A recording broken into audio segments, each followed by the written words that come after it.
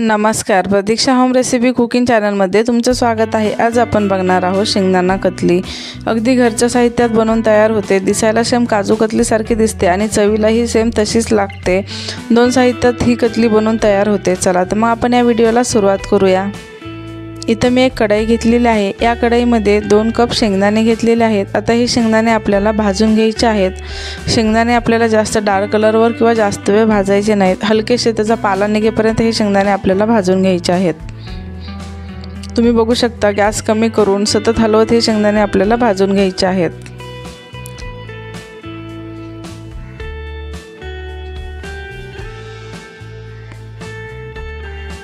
शेंगदाणे आता आपले भाजून झालेले आहेत। तुम्ही बघू शकता सहज या शेंगदाण्याचा पाला निघतो आहे, म्हणजे शेंगदाणे हे भाजून झालेले आहेत।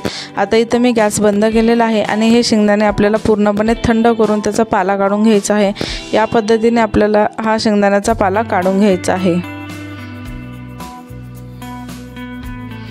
आता या शेंगदाण्याची आपल्याला मिक्सरमध्ये पावडर करून घ्यायची आहे। हे शेंगदाणे मिक्सरला आपल्याला बारीक करून घ्यायचे आहेत। त्यासाठी इथं मी एक मिक्सरचं भांडं घेतलेलं आहे। आता हे शेंगदाणे मी मिक्सरला 2 बॅचमध्ये फिरवून घेणार आहे। आता शेंगदाणे मिक्सरला बारीक करताना आपल्याला जास्त वेळ फिरवायचं नाही किंवा त्याचं शेंगदाण्याचं तेल निघेपर्यंत शेंगदाणे बारीक करायचे नाहीत। हलकंसं चालू बंद करत या पद्धतीने आपल्याला या शेंगदाण्याची पावडर बनवून घ्यायची आहे। बघू शकता या पद्धतीने इथं मी शेंगदाणे सगळे मिक्सरला फिरवून घेतलेले आहेत। आता ही शेंगदाण्याची पावडर आपल्याला चाळून घ्यायची आहे। त्यासाठी इथं मी एक ताट घेतलेलं आहे आणि चाळणी घेतलेली आहे। आता या चाळणीच्या साहाय्याने ही शेंगदाण्याची पावडर आपल्याला चाळून घ्यायची आहे।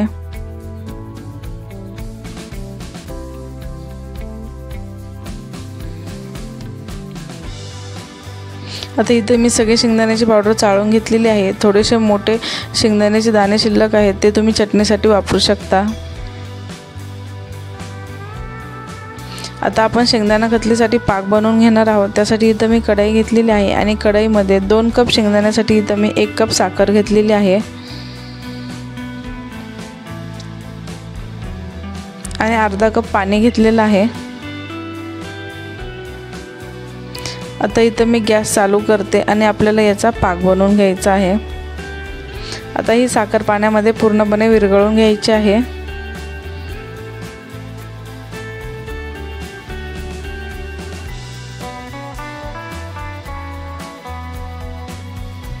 बघू शकता साखर इथं पाण्यात पूर्णपणे विरघळून घ्यायची आहे। 1 ते 2 मिनिटं आपल्याला हा पाक शिजून घ्यायचा आहे। एक 2 उकळी काढून घ्यायचा आहे। तुम्ही बघू शकता आपल्याला हा एकतारी पाक बनवायचा नाही, तार बनते आणि लगेच तुटते। या पद्धतीचा आपल्याला हा पाक बनवून घ्यायचा आहे। इथं मी हा गॅस बंद केलेला आहे। इथं आता आपल्याला मगाशी बनवलेली शेंगदाण्याची पावडर थोडी थोडी करून या पाकात अशी मिक्स करून घ्यायची आहे।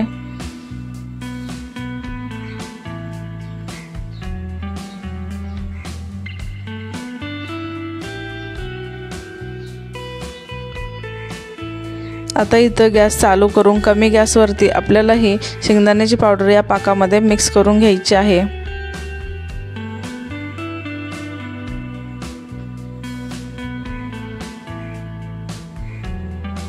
इथं जर तुम्हाला आवडत असेल तर तुम्ही इथं मिल्क पावडरही घालू शकता।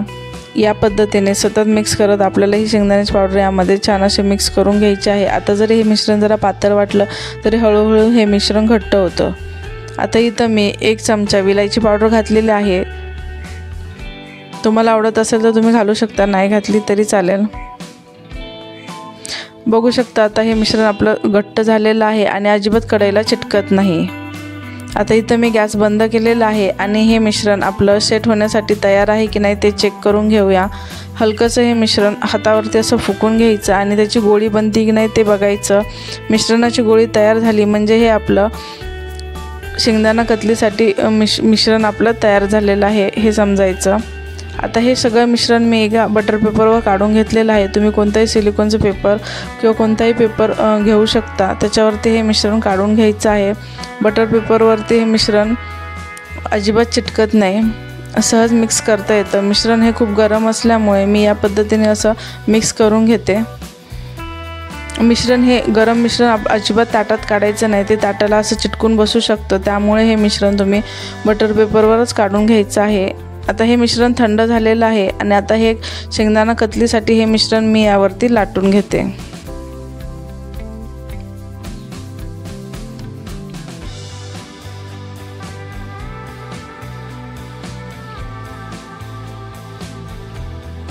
लाटून झालं की आपल्याला हे लगेच कट करून घ्यायचं आहे।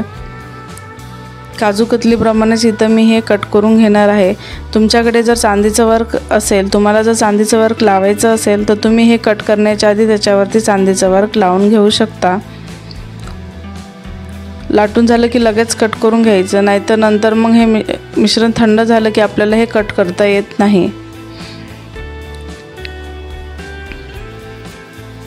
या पद्धतीने मी काजू कतलीप्रमाणे ही शेंगदाणा कतली अशी कट करून घेतली आहे। आता आपली ही शेंगदाणा कतली तयार झालेली आहे। चांदीचं वर्क लावलं तर ही शेंगदाणा कतली आहे की काजू कतली आहे हे ओळखता येणारच नाही। आपली ही शेंगदाणा कतली बनवून तयार झालेली आहे। अगदी काजू कतलीसारखी दिसते आणि चवीलाही सेम तशीच लागते, तुम्ही बघू शकता।